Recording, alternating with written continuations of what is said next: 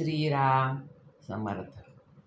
सद्गुरू श्री ब्रह्मचैतन्य गोंदवलेकर महाराज यांचं प्रवचन. 26 जून. नियम थोडा करावा, पण तो शाश्वताचा असावा. ज्या झाडाची वाढ व्हावी असे आपल्याला वाटते, त्या झाडाला आपण पाणी घालतो, त्याची मशागत करतो, त्या झाडाकडे जास्त लक्ष पुरवितो.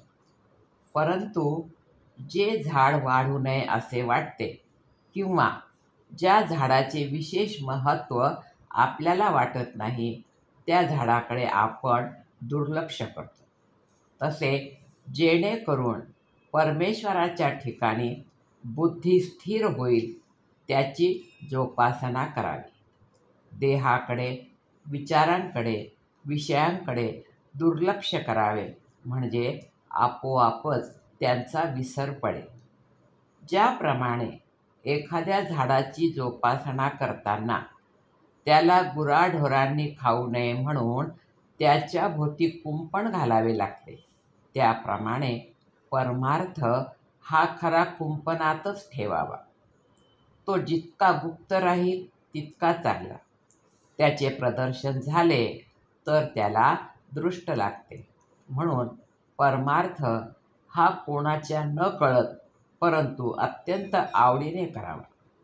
झाड लावल्यावर ते किती वाढले आहे हे काही कुणी रोज उकरून पाहत नाही. त्याप्रमाणे अनुभवाच्या प्रचितीच्या मागे लागू नका, त्यामुळे प्रगती खुंटेल. हट्टी आणि व्यसनी माणसे एका दृष्टीने मला आवडतात, कारण त्यांचा हट्ट भगवंताच्या मार्गाला लावला की झाले. परमार्थात नियम थोडाच करावा, पण तो शाश्वताचा असावा, म्हणजे जेणेकरून भगवंताचे प्रेम लागेल त्याबद्दलचा असावा आणि तो प्राणाबरोबर सांभाळावा. जे अत्यंत थोर भाग्याचे असतात त्यांनाच ध्यान मार्ग साधतो. हा मार्ग फार थोरांचा आहे. ध्यानामध्ये जगाचाच विसर पडतो. त्या अवस्थेमध्ये दिवस काय, पण वर्षेसुद्धा जातील, पण त्याच्या देहाला काही होणार नाही.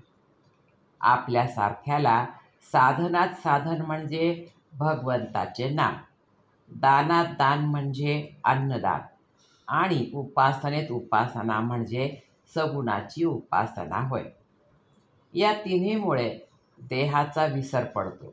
म्हणून शक्यतो या 3 गोष्टींची कास धरा.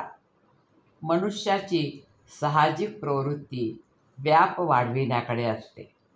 द्वैत वाढवून त्यात अद्वैत पाहण्यात आनंद असतो, हेही खरे.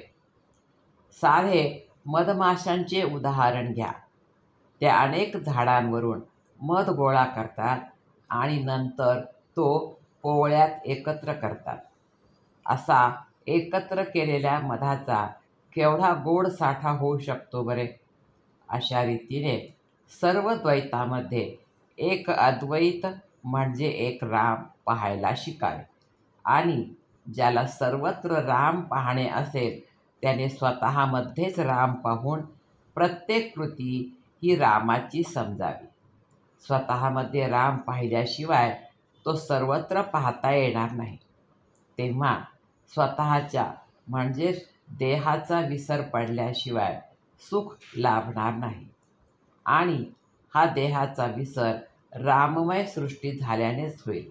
म्हणून अखंड भगवंताच्या अनुसंधानात रहा. आजचे बोधवचन. परमार्थाला अगदी स्वतःपासून सुरुवात करायची असते. जानकी जीवन स्मरण. जय जय राम. श्रीराम समर्थ.